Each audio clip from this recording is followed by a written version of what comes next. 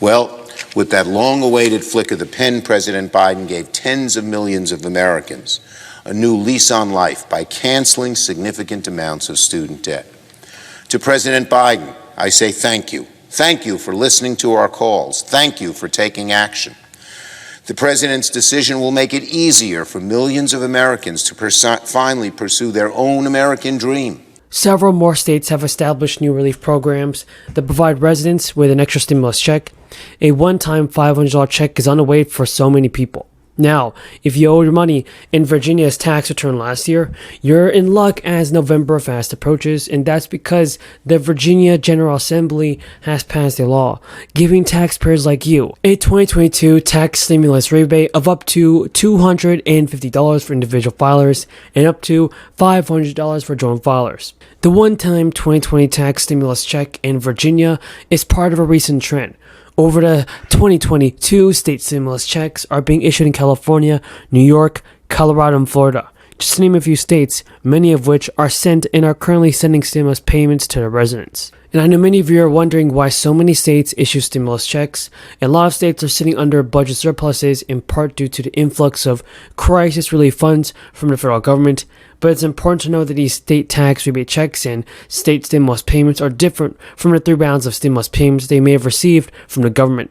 The federal stimulus program has ended, but if you didn't receive your third stimulus check of $1,400, there's still time for you to file taxes and get those funds into your bank. So not every taxpayer, however, in certain states can get the 2022 tax rebate.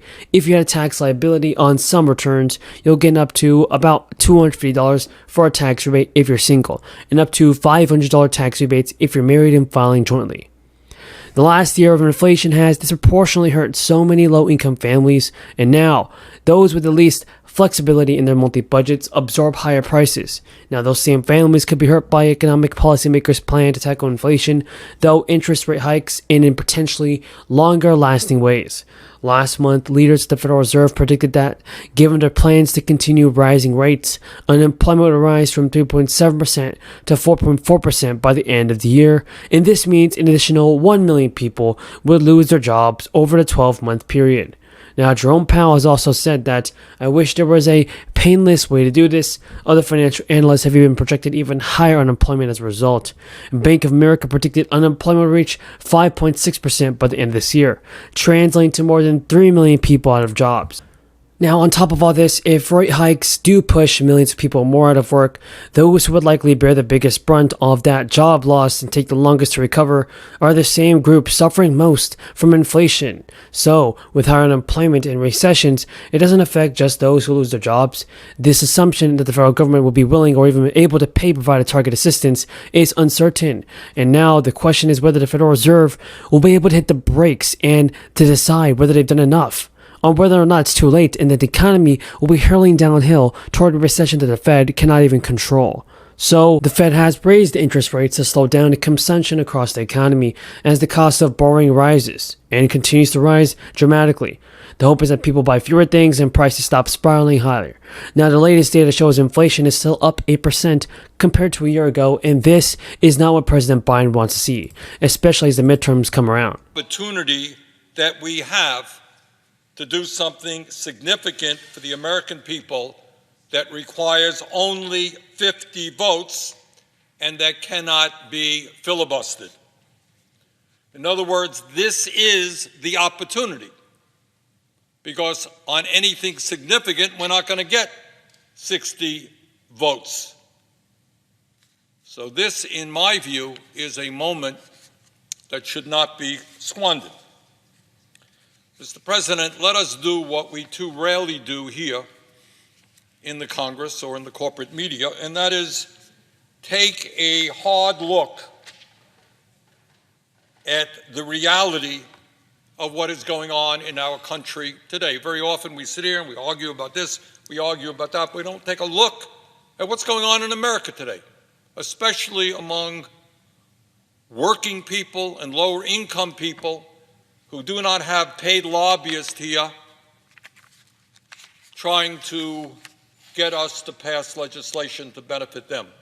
People back home are just too busy working 50, 60 hours a week, trying to make it on Social Security, trying to deal with their student debt.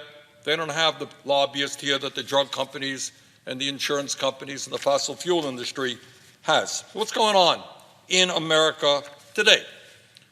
For a start, in the richest country in the history of the world. Shocking news, Joe Biden is taking big action to address the rising cost of living. The administration has just made huge changes to their economic agenda. Gas relief rebate cards will begin going out starting this week, and so more gas relief could be on the way for cash-strapped Americans as the government continues to tap into oil from its stockpile. Today, the Biden administration announced it would release even more oil from the Strategic Oil Reserve and work to replenish that supply. The White House would do so by establishing a federal guarantee to buy oil from some drillers at preset prices to help restock the supply. It seems to be an effort to encourage more domestic drilling during a stretch of high gas prices. Now, the Energy Department will soon put forward a rule helping them do that.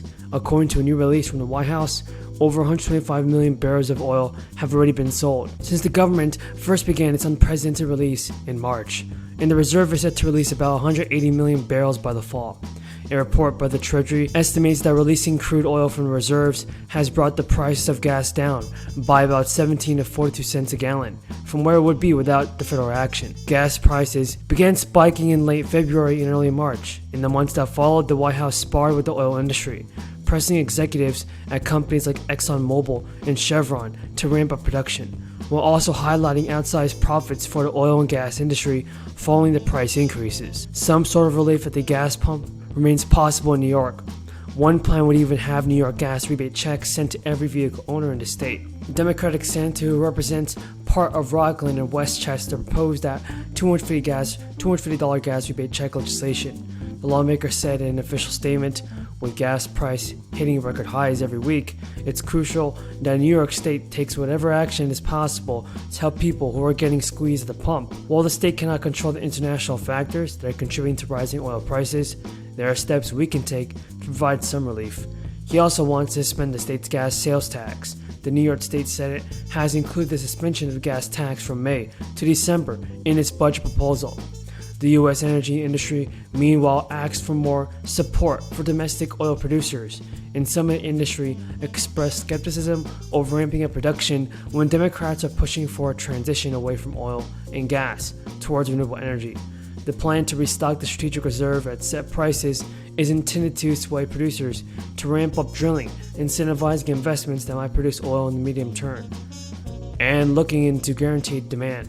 In the meantime, Americans' wallets are getting squeezed by soaring gas prices. In June, inflation reached a 41-year high. Skyrocketing gas prices fueled nearly half the increase in inflation. American jobs, raise American wages, and most importantly, save American lives. Today, I want to talk about how the Inflation Reduction Act would tackle two of the major costs that fossil fuels inflict on American families and on the federal budget. First, the cost of public health, and second, the cost of natural disasters. So let me start with the public health costs.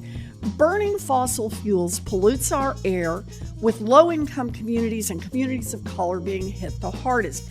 And one of the biggest causes of emissions from diesel is from diesel vehicles like buses and trains. Mr. Florida, you are an expert on climate and environmental issues, so let me ask you,